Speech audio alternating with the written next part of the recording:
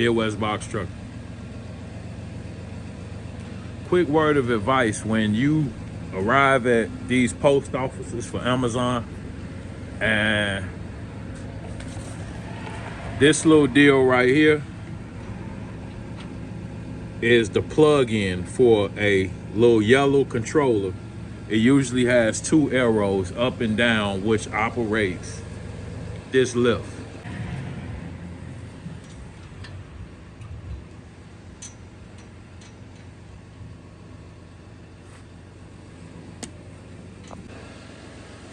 Okay, so pretty much when you come to a post office and you arrive beforehand and you realize that they've removed the controller,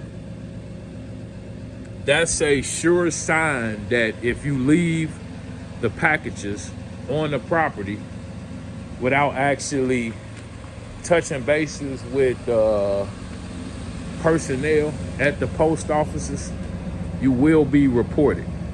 Okay, I'm gonna just tell you straight out the gate. And what I did when I got here, which I don't leave anything unattended, but what I did when I got here was I used my lift gate and lined it up with their ramp. So I was actually able to unload, but I still wait until the personnel arrives and then touch bases with them, see if they need the skids moved inside, and then I kind of go from there. I picked this particular load up out of ORD 9, Shanahan, Illinois. And initially it was going 303 miles. And I kind of been fighting with myself about, you know, when it get late, you kind of got to just take what's there. And it was pretty much a round trip. You know, it went out 57 miles over the Spring Valley, Illinois. And that's currently where I'm at now. And after this, I have a Woodridge, Illinois, which is another 83 miles back towards the sort center. So by the time I finish the Woodridge, I'll have covered 140 miles. And I'll be 27 miles from the sort center. So this trip total is 167 miles. But like I said, it was supposed to be 303 because initially I was supposed to go up to Clinton, Iowa. But I didn't have that stop. So I actually got really lucky. And like I said, with the 2 stops and returning to the sort center, it'll be 167 miles. And initially for the 303 miles, it paid $954.48. So it was only a total of $315 a mile. But like I said, I ended up 27 miles from the sort center. So it still wasn't a bad load, but normally I try to wait for these loads to get over $4 a mile. But I was kind of fighting with myself. Initially, it was slightly under 3. And I'm like, no, I'm not taking it for that. But it went up to $315 a mile. And I took it, and I got to the sort center, and I'm like, phew, I'm glad I took it because it wasn't even all of the stops. The stop that was the furthest out wasn't even included. So I had 3 skids to drop here, and then I got 2 that I'm gonna be dropping. But in total for this load, for the 167 miles round, it comes out to $571 per mile. It went from $315 a mile to $571 per mile.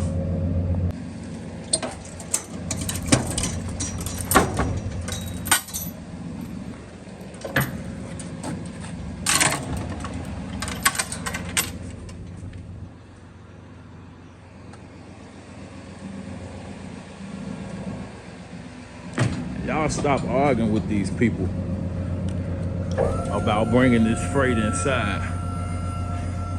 Y'all quit hanging out at the truck stop and go ahead and head over the way you supposed to be. Yeah, you at the truck stop getting snacks.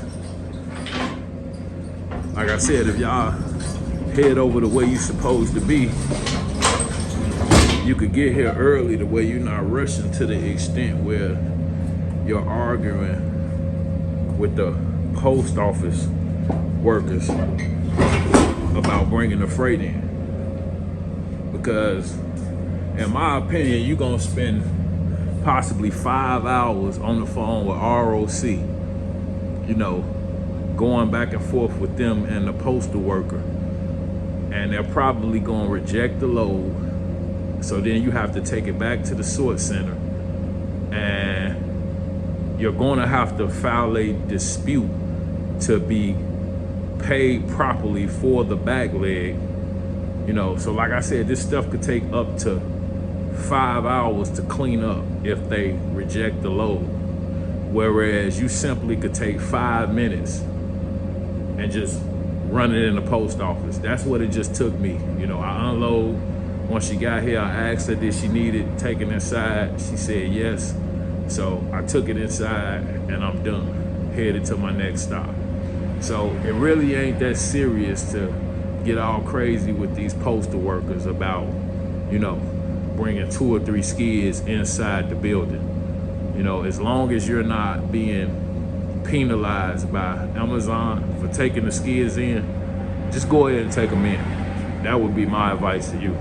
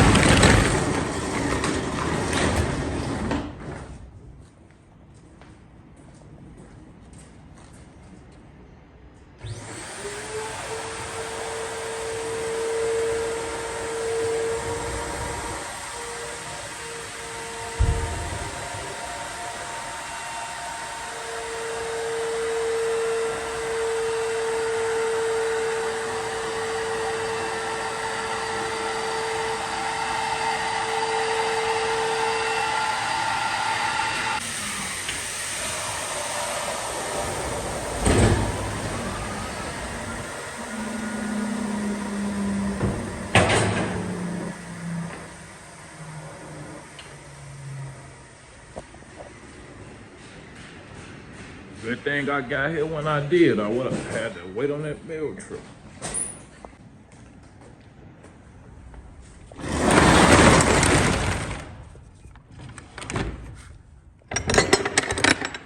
So yeah, I beat the mail truck. And yeah, that's a big problem once you get caught by them. You end up waiting an extra 20, 30, sometimes 40 minutes at the worst. Most of the time it's like probably 20, 30 minutes. But yeah, that can affect your other drops if you got a multiple drop trip. But yeah, that's it. Yep. It came out to a total of $5.71 a mile for 167 miles. And it was supposed to be 303, but the way it turned out, I didn't have my first stop. So now I'm just headed back towards the sort center.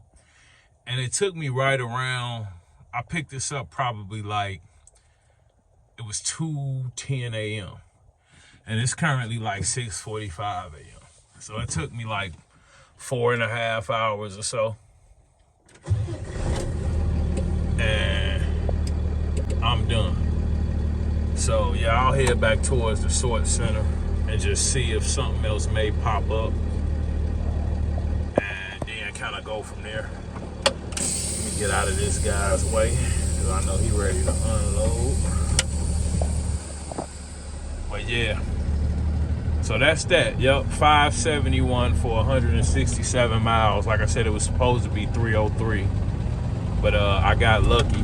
And yeah, now just hurry up and wait. A lot of times around this time, within the next hour or two, that's why I'm gonna go ahead and get off of here and get on the board. Because yeah, within the next hour or two, usually something will pop up by 9 or 10 a.m. And then usually stuff will pop up after 11 a.m. Between like 11 and, I want to say like 5 or 6 lately. So as usual, you guys stay safe out there. Take it easy and have a good one. Appreciate you.